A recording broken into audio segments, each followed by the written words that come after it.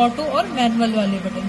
तो जब आपको पैरामीटर की सेटिंग की डिटेल में जाना है, चेंज करने की डिटेल में, तो आपको ये दोनों बटन एक साथ 2 सेकंड के लिए प्रेस करने होंगे। तो जैसे ही आप ये दो सेकंड के लिए प्रेस करेंगे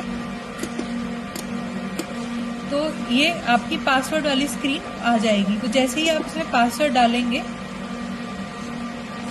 पासवर्ड में प्लस माइनस करने के लिए आपको ये ऑटो वाला जो बटन है, ये प्लस वाला बटन है, यही दबाना होगा।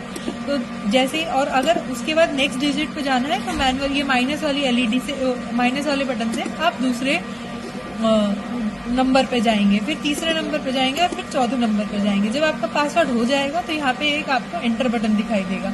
उस एंटर बटन से आप एंटर करेंगे तो आप सबसे पैरामीटर का जो चेंज करने का सेटिंग का डिटेल है आप उसमें आ जाएंगे। तो सबसे पहले आप देखेंगे कि पंप करंट कितना सेट हो रहा है। आप इस पंप करंट को कम या ज़्यादा भी कर सकते हैं मैं ऑटो से, और अगर आप मैनुअल और अगर आप नेक्स्ट पे जाना चाहते हैं तो आपको मैनुअल बटन दबाना होगा।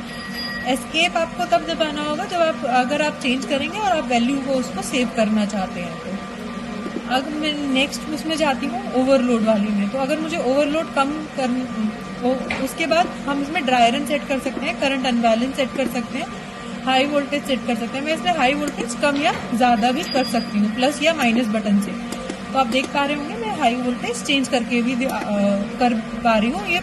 उसके बाद low voltage, power on time, star delta time और मोटर मोड है।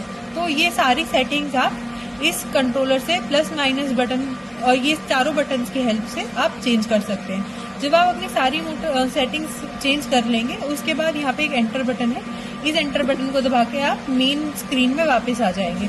तो आप देखेंगे जो आपकी एलसीडी है उसमें आपके सारे पैरामीटर्स कंटिन्यूअसली आ रहे होंगे। उसके बाद अगर आपको इसको ऑटो मोड में चालू करना है तो ऑटो मोड में करने के लिए आप सबसे पहले ऑटो बटन दबाएंगे। तो आप उसके बाद देखेंगे कि आपकी जो एलईडी है वो ग्लो कर, ऑटो और मैनुअल वाली एलईडी वो ग्लो करने लगी है। उससे अब आपका पंप जो है वो ऑटो मोड में चला गया है। अब आप अगर आपने जैसे ही आपने ऑटो एलईडी ऑन करी, अब आप मैनुअली इसको ऑन ऑफ नहीं कर पाएंगे, आपको बार बार दिखाएगा कि आपका मोड ऑटो है। अगर आपको कोई भी फॉल्ट रीसेट करना है तो आप ये रेड बटन के उससे मैनुअली अगर फॉल्ट रीसेट करना है तो आप उससे कर पाएंगे, जो आपको दिखाने लगेगा रीसेट ऑल फॉल्ट। तो सबसे पहले आपको अपना नंबर जो इस कंट्रोलर के अंदर सिम है उसमें रजिस्टर करना होगा। तो उसके लिए आपकी एसएमएस कमांड्स होती हैं, वो आप इंस्ट्रक्शन मैनुअल जो इसके कंट्रोलर के साथ आप